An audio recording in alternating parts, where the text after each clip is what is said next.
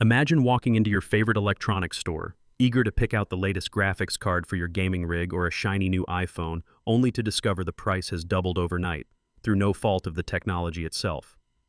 What if I told you that a single political decision could make the difference between a $2,200 GPU and a heartbreaking $2,400 price tag? This isn't some dystopian fantasy. Right now, a hidden war over tariffs and trade policies is quietly reshaping everything you know about tech prices and product availability. The question is, who really pays the price, and how close are we to that shocking reality? Let's pull back the curtain and dive into a global struggle that connects Washington, Beijing, and every device in your pocket. To understand how we got here, we need to rewind to the trade war that broke out between the United States and China in 2018. It didn't start with electronics, but they quickly became one of the biggest battlegrounds. Back then, the U.S. government accused China of unfair trade practices, stealing intellectual property, forcing technology transfer from foreign firms, and blocking U.S. companies from competing fairly in Chinese markets. These accusations weren't new, but the response was unprecedented. Under Section 301 of U.S. trade law, the Trump administration launched an official investigation. The result? Tariffs slapped on hundreds of billions of dollars worth of Chinese goods, escalating from 10% up to a jaw-dropping 145% on some categories. China responded in kind with its own tariffs. The world's two largest economies were suddenly locked in a tit-for-tat trade war, with supply chains caught in the crossfire. Why did electronics take such a big hit? Quite simply, because China is the world's electronics factory. According to the International Trade Center, in 2024 alone, the U.S. imported a staggering $127 billion worth of electronic goods from China: motherboards, graphics cards, smartphones, smartwatches, laptops, and more. If you own any modern device, there's a good chance a crucial component passed through a Chinese factory. It's not just about cheap labor. Decades of investment have turned China into the beating heart of global electronics manufacturing, with networks of suppliers, highly skilled workers, and massive infrastructure that rivals any country on Earth. But tariffs don't just hurt factories, they ripple across the entire economy. When the U.S. imposed a minimum 30% import tax on Chinese goods, costs jumped for American companies like Apple, Nvidia, and Microsoft. At first, these giants were able to lobby for temporary exemptions or find creative ways to skirt the worst tariffs. But smaller companies struggled. Some tried to pass the costs on to consumers, raising prices for everything from routers to smart TVs. Others scrambled to redesign supply chains, often facing delays of 12 to 24 months and huge logistical headaches. Let's pause here, because for consumers, these battles are anything but abstract. Take Apple's iPhone 16 Pro, for example. Experts at Tech Insights warn that if tariffs are fully enforced, the price could shoot up by $300 or more overnight. That's not just sticker shock. It threatens demand, could slow sales, and even influence the entire upgrade cycle for millions. If you thought the graphics card shortages during the pandemic were bad, imagine paying double for mid-range tech with no end in sight. The government's argument? Level the playing field, bring manufacturing jobs back to America, and address what they see as decades of economic unfairness. But how does that square with reality? Here's where things get messy, and the stakes much higher than most realize. In a recent string of decisions, both the Biden and Trump administrations opted to delay certain tariffs on critical electronics, including graphics cards and motherboards. On paper, this looks like a win for consumers and companies. But make no mistake, this is only a temporary reprieve, set to expire as soon as political winds shift. As of May 2025, the average U.S. tariff on Chinese goods still stands at an eye-watering 51.1%, with China's retaliatory tariffs at 32.6%. If that sounds unsustainable, you're not alone. Supply chain expert Kimberly Reuter puts it bluntly: you can't just snap your fingers and recreate China's capabilities somewhere else. Infrastructure, resources, scale, it takes years and billions of dollars. So why not just move manufacturing? Apple, for instance, is urgently increasing production in India and Vietnam, hoping to buffer against future shocks. But shifting billions in supply chains is slow, expensive, and fraught with risk. Bob Carpenter, CEO of GS1 US, notes that it can take 12 to 24 months even to partially realign, and in the near term, the consumer will almost always bear the cost. That means higher prices, longer delivery times, and, possibly, a step backward in innovation. Meanwhile, China is not sitting idly by. In April 2025, Beijing imposed strict export controls on rare earth minerals, elements essential for manufacturing semiconductors and electronics. This raised alarm bells throughout Silicon Valley. Suddenly, U.S. companies found themselves at risk of supply shortages, unable to build chips or complete their products on time. China's export price index crept up as manufacturers sought to boost margins on these now scarcer components. With every action, the trade war escalated, each government flexing its economic muscle in ways that ripple around the globe. The knock-on effects are everywhere. In April 2025, Chinese exports to the U.S. plummeted by 21% in the wake of tariffs peaking at 145% on select categories. U.S. consumers faced not only higher prices but empty shelves and longer waits. Meanwhile, the Semiconductor Industry Association warns that tariffs on semiconductors risk undermining American competitiveness, slowing innovation and investment at a critical moment in the AI arms race. Yet if tariffs are so damaging, why keep them in place? Political leaders argue that tough trade policies are necessary leverage. By pressuring China, they hope to force reforms in intellectual property, end forced technology transfer, and break down barriers facing American firms. In other words, short-term pain, long-term gain. But every month the reprieve on electronics tariffs gets extended, the underlying uncertainty grows.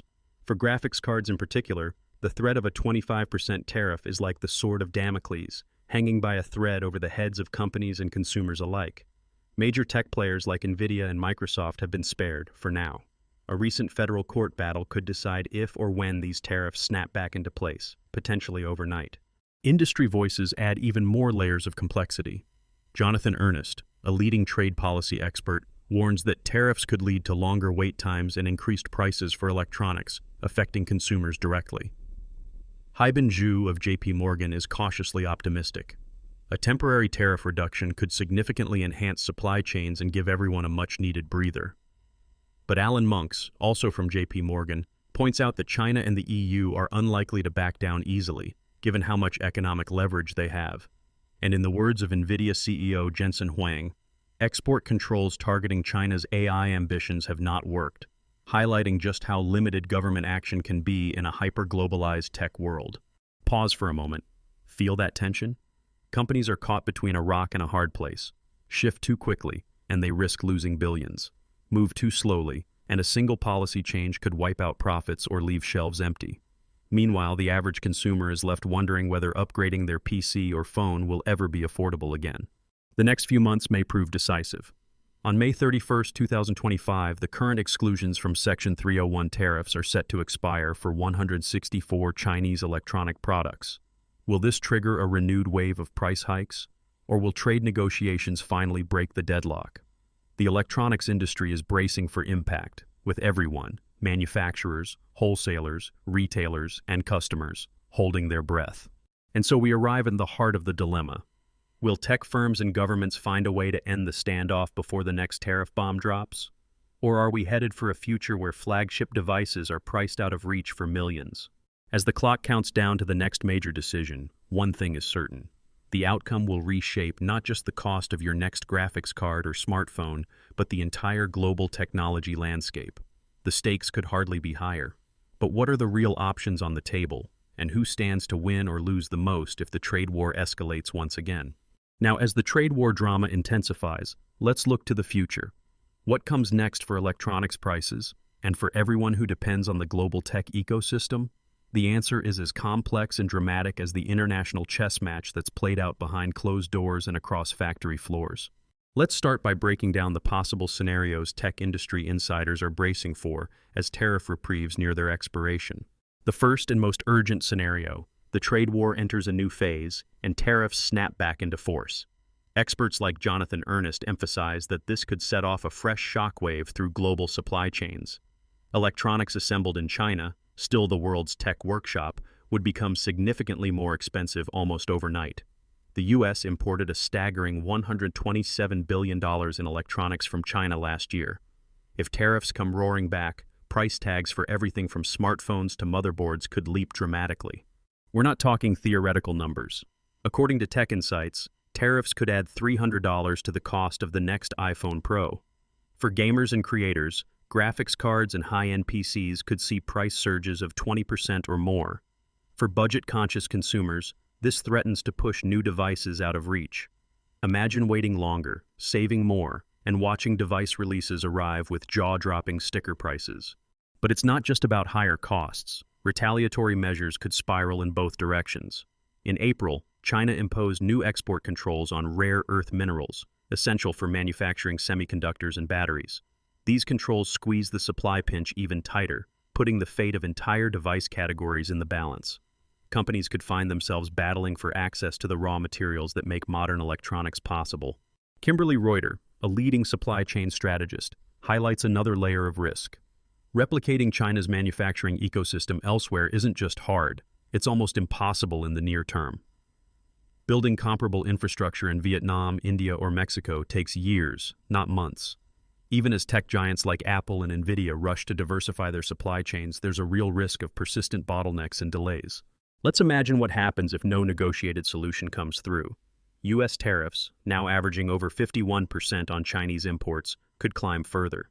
China could ramp up its own tariffs or incentives for domestic producers, raising the stakes. Sector after sector could feel the squeeze, with smaller tech firms hit even harder than the giants. That means less competition, slower innovation, and reduced consumer choice. But there's another scenario. What if cooler heads prevail? Haiben Zhu at J.P. Morgan points out that even a temporary reduction or delay in tariffs could deliver a much-needed stability dividend, smoothing out supply chains and softening cost shocks for both companies and consumers. A negotiated truce, even a fragile one, could give the global tech market a chance to breathe. But don't get your hopes up for a magic wand solution. Analysts warn that deep structural frictions remain. Concerns over intellectual property, forced technology transfers, and market barriers are still on the table. Negotiations won't be easy, and larger economies like China and the EU are showing signs of a tougher, more assertive approach, as Alan Monks notes. Meanwhile, the pressure to diversify is accelerating. Apple is already moving parts of iPhone production to India. Nvidia and Microsoft are scouting alternative suppliers across Southeast Asia and Latin America. Bob Carpenter, CEO of GS1 US, estimates that it could take 12 to 24 months for companies to restructure their supply chains, even under ideal conditions. In practice, that means several cycles of price swings and product shortages before new patterns emerge. This is a pivotal moment for the electronics industry, and for the millions of people whose lives and livelihoods depend on it. So what does all this mean for you? Let's talk practical lessons, what you can actually do to navigate the turbulence ahead. First, as a consumer, timing will be everything. If you're eyeing a new device this year, like a graphics card, smartphone, or laptop, the window before tariffs potentially snap back may be your best shot at a reasonable price.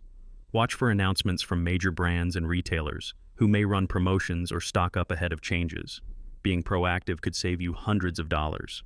If you're a small business owner, educator, or creative professional, consider your upgrade cycles carefully. Don't be caught flat-footed by sudden supply disruptions or price hikes.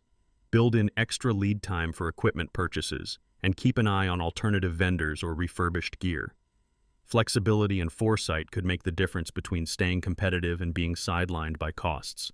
For investors, this landscape spells both risk and opportunity. Companies with diversified supply chains, those investing in Southeast Asia, India, or even North America, may weather the turmoil better than others.